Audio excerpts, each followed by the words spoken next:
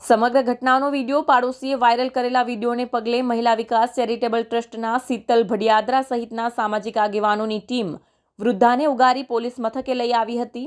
ત્યારબાદ કલાકો સુધી હાઈ વોલ્ટેજ ડ્રામા ચાલ્યો હતો અને પછી વૃદ્ધાને વૃદ્ધાશ્રમમાં ખસેડવામાં આવ્યા હતા, જ્યાં પુત્રવધુ પણ દોડી ગઈ હતી અને તેને પસ્તાવો થતો હોય તેમ સાસુની સેવા ચાકરી કરી હતી।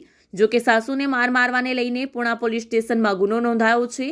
પૂણા પોલીસ સ્ટેશનના પીઆઈ વીએમ દેસાઈએ જણાવ્યું હતું કે આ વિડીયો 13મીએ ઉતારવામાં આવ્યો હતો, જે વાયરલ થતાં જ પોલીસની ટીમ એનજીઓ સાથે મોકલવામાં આવી હતી। ગતરોજ બપોરના સુમારે સામાજિક સંસ્થા ચલાવતા શીતલ ભડિયાદરા, ચેતનાબેન સાવલિયા સહિતની મહિલા આગેવાનો પૂણા પોલીસ મથકે દોડી આવ્યા હતા। એક વૃદ્ધાને તેની પુત્રવધુ મારઝૂડ કરતી હોવાના આક્ષેપ સાથે એક વિડીયો પોલીસને બતાવ્યો હતો।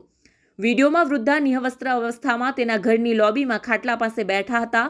તે વખતે પુત્રવધુ સરસ્વતીબેન ત્યાં આવી તમાચા અને લાતો મારવા સાથે વાળ પકડી ઢસડતી હોવાનું દેખાયું હતું। સોશિયલ મીડિયામાં વાયરલ થયેલો વિડીયો આ ઘરની ઉપરના માળેથી કોઈએ ઉતારી સામાજિક સંસ્થાઓને મોકલ્યો હતો। પૂણા પોલીસ ઇન્સ્પેક્ટર વીએમ દેસાઈએ એક ટીમ આ સામાજિક કાર્યકરો સાથે જે સોસાયટીનું સરનામું હતું તે માતૃશક્તિ સોસાયટીમાં મોકલી હતી। પોલીસ એનજીઓ આ વૃદ્ધાના ઘરે પહોંચ્યા હતા અને અત્યંત દયનીય હાલતમાં રહેલા 98 વર્ષના વૃદ્ધાને ઉગારી પોલીસ મથકે લઈ આવ્યા હતા। પોલીસ અને એનજીઓને જોઈ જેની ઉપર મારવાનો આરોપ હતો તે પુત્રવધુ સરસ્વતીબેન, કનુ સેલડિયા તથા પૌત્ર પણ ત્યાં દોડી આવ્યો હતો। અત્રે ઉલ્લેખનીય છે કે આ વિડીયો સોશિયલ મીડિયામાં વાયરલ થતાં વહુ ઉપર લોકો દ્વારા ફિટકાર વરસાવવામાં આવી રહ્યો છે। ત્યારે આ વહુને પસ્તાવો થતો હોય તેમ હવે વૃદ્ધની સેવા ચાકરી કરવા નીકળી છે।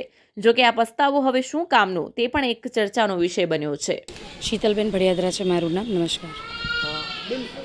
મારા પાસે વિડીયો દ્વારા મને જાણ થયેલી કે બાની ઉપર આવો અત્યાચાર થઈ રહ્યો છે, માર મરાઈ રહ્યો છે।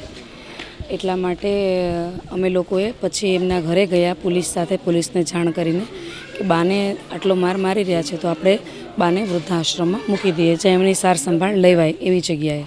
એટલા માટે અમે બાને પોલીસ સ્ટેશન બી ગયેલા હતા અમે ફરિયાદ કરવા માટે, અને પછી ત્યાર પછી એવું કીધું કે અમે હવે બા સાથે આવું કોઈ કૃત્ય નહીં કરીએ અને એમને પીડિત નહીં કરીએ। એટલે અમે બાને આશ્રમ લઈ આવ્યા છીએ અને બા આશ્રમમાં છે, અંદર છે, મેં મૂકી દીધા છે અને આશ્રમવાળાની બાહેધરી છે અને પોલીસે પણ લખાણ કરી લીધું છે અને એ લખાણ દ્વારા અમે પોલીસને અને વૃદ્ધાશ્રમને બંનેને આપી દીધી છે કે ભાઈ બા હવે અહીંયા રહેશે અને એમનું ધ્યાન આશ્રમમાં રખાશે, એમને કોઈ મારવામાં નહીં આવે અને એમનું ધ્યાન રખાશે। એવું કાંઈ નથી। હવે એમના પરિવારને જો પેલું થઈ જાય કે ભાઈ નહીં અમે ખોટું કર્યું છે ને એમનો પરિવાર લઈ જાય તો આપણે કોઈ રોકવાના નથી। એમનો પરિવારને બી એવી લાગણી થઈ જાય કે અમે કર્યું એ ખોટું છે તો એમનો પરિવાર લઈ જઈ શકે છે એમના માતાને, પણ અત્યારે બા આશ્રમમાં છે। પરિવારનું કેવું એવું છે કે એમના જે બેને એમને માર્યો એ બેન જ એમની સાથે અહીંયા રહેવા માંગે છે, એટલે એ બેન હજી આવ્યા નથી એવું કહે છે કે અમે આવશું એવું। અમે અત્યારે બાને જમાડી રહ્યા છીએ અને બાની સાર સંભાળ લેવાઈ રહી છે।